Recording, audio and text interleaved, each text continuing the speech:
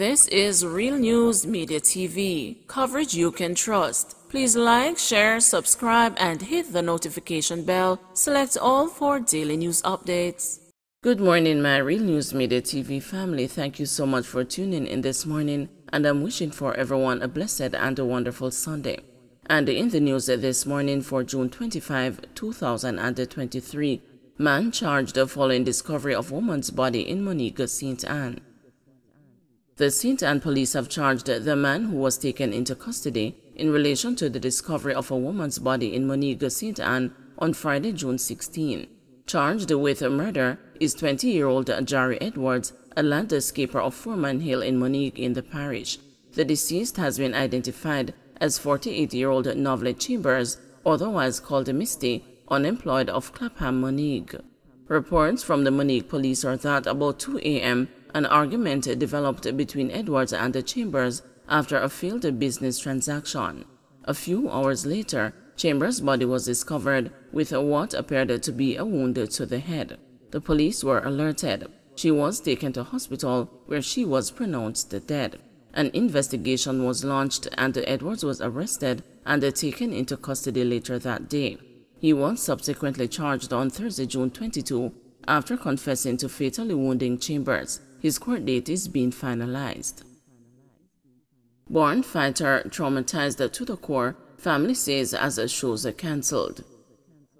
Dancehall artist Joshi is facing the fight of his life. Fake news that began swirling on social 2 weeks ago that Joshi had an argument with 45-year-old Omar Romy Wright moments before the businessman was shot and killed on June 7 has led to the cancellation of shows, threatening the livelihood and the safety of the born fighter DJ and his family. When Romy was murdered, it was widely rumored that prior to his killing, he spat in the face of Joshi's mother, Lorna Henry, and threw water on her before kicking over a pot of soup that she was selling on Shortwood Road. But in an exclusive interview with the news on Saturday, Henry categorically denied that any altercation took place between herself and Romy. As far as she is concerned, both families share and maintain a good relationship, and they said for people to even imply that Joshi had anything to do with Romy's murder is all a plot to tear down her son's flourishing music career. Accompanied by his attorneys King's Counsel Peter Champagny and Richard Lynch, Joshi, whose given name is Miliki Tafari Clark, turned himself into the police last week after they had expressed an interest in him in relation to the matter. He was interviewed and released. A relative of Joshi, who Combs held as a suspect in Romy's murder, was also released. The artist's mother bashed the vloggers, whom she accused of wantonly spreading false information with impunity. The vloggers are setting up my family's life and Romy's family's life. They need to do their research before they take up things on their head and spread it. The only people who know about the rumor are the people spreading it and the vloggers. What they are running with, I don't know anything about, and Joshi don't know anything about it either. They take this thing to an extreme, and I am scared because of the vloggers who tell lies and heist it like how you heist a kite.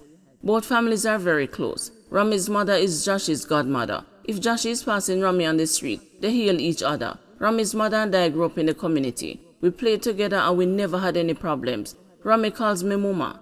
He used to use one mop to clean up my place, and then he would clean up his business place, where he used to sell fried food. Him also used to sell June plum and oranges. He was very clean.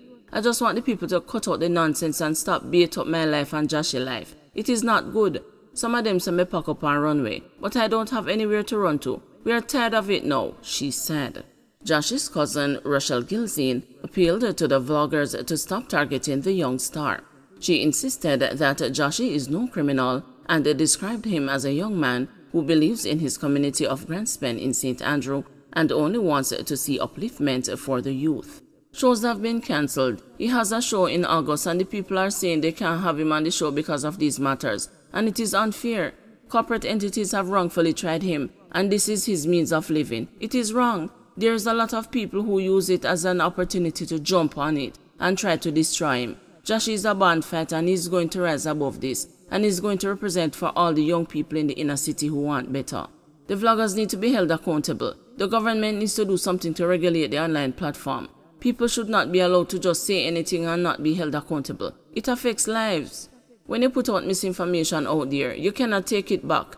Romy and I were very close, from childhood up to the time of his passing. This has traumatized Joshie to the core. He is holding on and trusting God.